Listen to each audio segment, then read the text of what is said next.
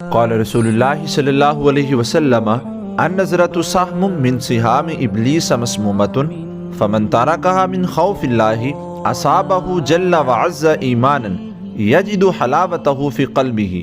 रसूलुल्लाह सल्लल्लाहु अलैहि वसल्लम ने फरमाया, नज़र यानी बदनिगाही शैतान के जहर आलूद तीरों में से एक तीर है। जिसने अल्लाह ताला के खौफ की वजह से उस बदनिगाही को छोड़ दिया, अल्लाह ताला उसके ईमान को ऐसी ताजगी देगा कि वो उसकी हलावत अपने दिल में महसूस करेगा।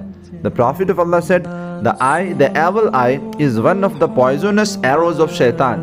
However abundance is the evil eye out of fear of Allah, Allah will refresh his faith to such an extent that he will feel its sweetness in his heart.